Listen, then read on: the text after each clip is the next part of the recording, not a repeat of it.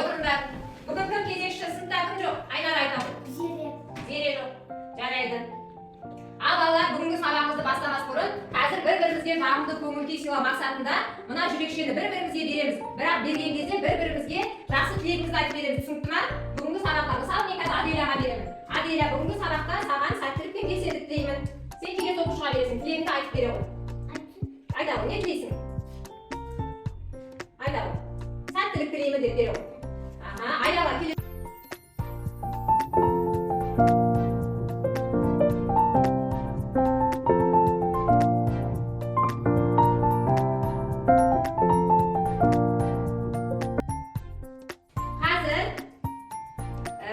Әдетті түрде екі топқа бөлініп алайық. Жарай ма? Мына жерде мына қораптың ішінде қараңдар. Екі түрлі қаламсап бар. Міне. Күлгін түсті және қою күлгін түсті. Осы қаламсапты қазір менің қасыма бір-бірден келіп таңдап аламыз. Көзімізді жұмып таңдаймыз. Жарай ма? Кімге қай түс түседі? Күлгін түстер оң жақ бетке, қою күлгін түстер сол жақ бетке отырасыңдар. Жарай ма? Ал енді бастаймыз. Оң жақтан бастайық. Кел Аделя. Кел. Көзімізді жұмып ішінен бір ручканы таңдаймыз. Көзімді жұмып, қолын сал, бір ручканы таңдаймыз. Ашамыз. Күлгін түсті таңдадық. Күлгін түстер мына жаққа отырамыз деді, иә? Ал келе ғой, келесің мына топтан. Келіп, көзімізді жұмып таңдаймыз. Күлгін түсті таңдадық. Енді мына бетке отырамыз. Келесі. Аяна кел. Көзімізді.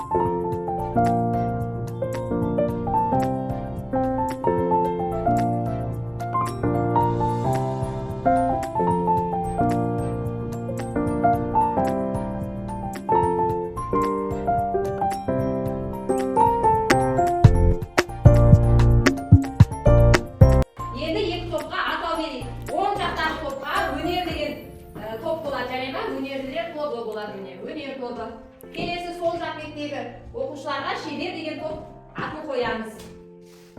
Міне.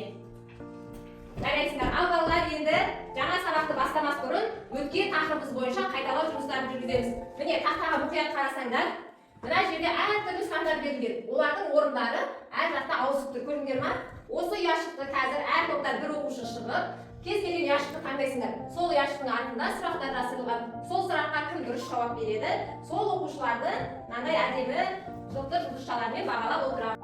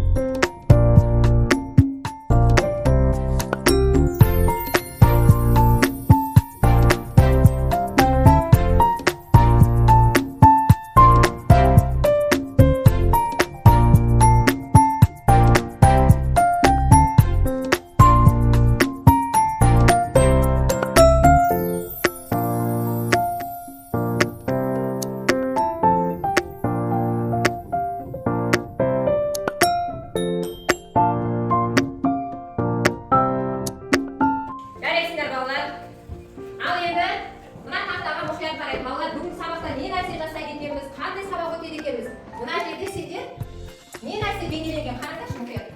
Не нәрсе бейнеленіп жатыр? Мынау не нәрсе? Не істеп жатыр? Иә. Мыналар не заттар? Енді біз не нәрсе өтеді екенбіз? Қараңдаршы. Қалай айтуға болады осы барын? Не нәрсе? Қараңдаршы, қағазға клей не істеп жатыр? Емдеп жатыр. Оны не істейді содан кейін? Иә, жапсырмалау. Бүгінгі өтетін сабағымыздың тақырыбы жапсырмалау өнері. Міне, жапсырмалау өнері, жапсырмалаудың түрлері. Жапсырмалау дегеніміз әртүрлі материалдарды алып, бір-біріне желім арқылы жапсырмалауды жапсырмалау өнері деп атаймыз. Түсінікті ме? Жапсырмалаудың бірнеше түрлері бар. Қараңдар, қағазбен жапсырмалау. Түрлі түсті қағаздарды қиып жапсыру. Міне, қараңдар. Қағаздардан мыналарды қиып жасаған.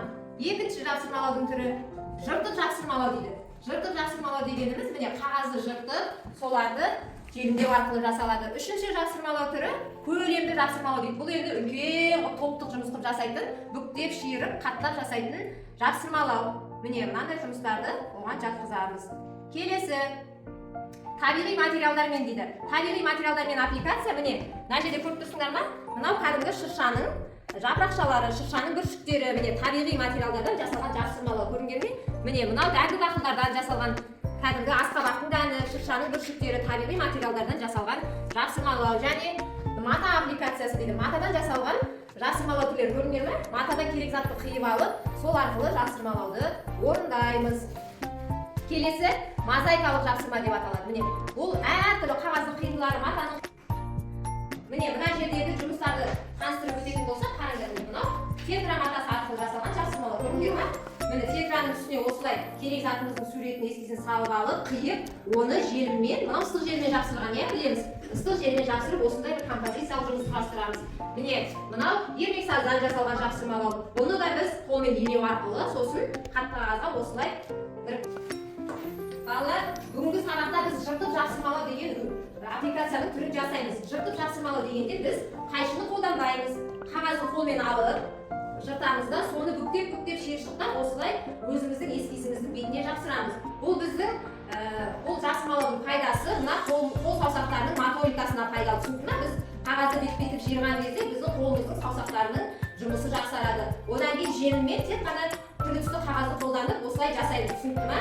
Және бұл біздің жұмысымызға 3D деген эффект береді. Ол дегеніміз жұмыстың көлемі шығып бері қарай әдемі болып көрінеді. Түсінікті ме?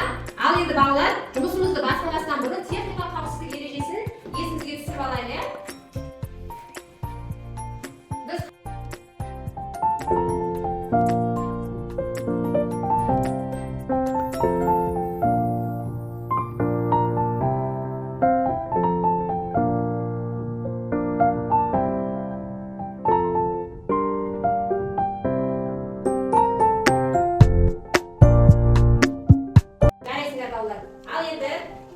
Балалар, қазір біз қарамандық жұмысымызды бастаймыз.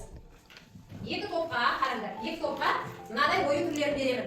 Міне мынау мүйіз оюы, мынау қошқар мүйіз оюы. Осы оюды қайшының көмегімен сызық бойынша теп-теңсетіп қиып аламыз. Содан кейін осы оюымызды мына қатты қағаздың бетіне, қараңдар, қатты қағаздың бетіне қимаштап қойып, осылай жапсырамыз. Одан кейін міне алдымызда берген түрлі түсті қағаздар бар ғой, соны қайшының көмегінсіз қолымызбен жыртып бүктеу арқылы осы ойдың ішін толықтырамыз. Түсінікті ме?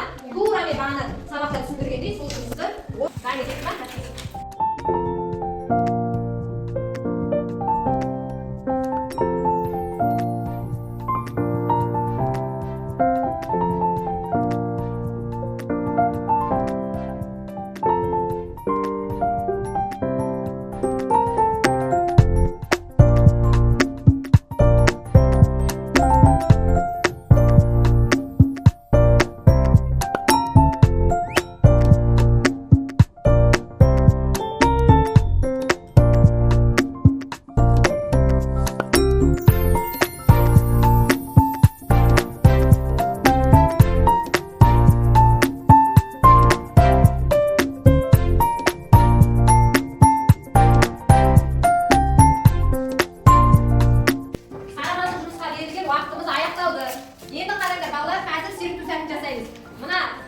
конверттің ішінде әртүрлі нәрселер бейнеленген. Қараңдар, әртүрлі нәрселер. Осының ішінен полимерге қатысы жоқ нәрселерді алып тастау керек. Тез теріп.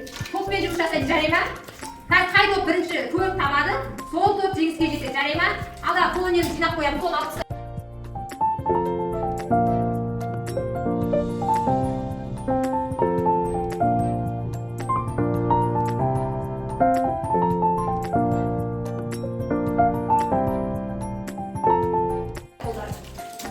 Шебер тобынан төрт оқушы өзінің жұмысын аяқтапты. Қараңдар, міне жарайсыңдар. Ал енді өнер тобынан төрт оқушы жұмысын аяқтапты. Жылдамдықтары 1-2. Міне жарайсыңдар. Біткен оқушыларға бір жұлдызшадан беремін.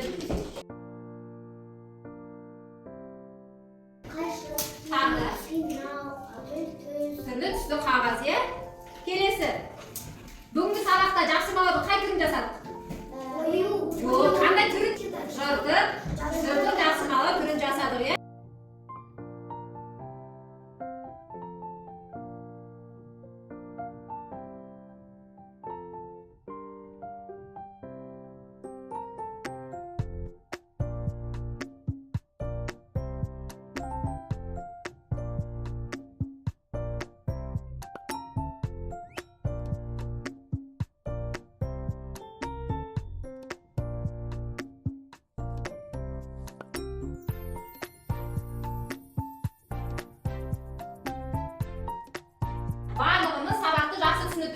екі оқушы сұрақтарым бар деген стикерлерді жазыстырды.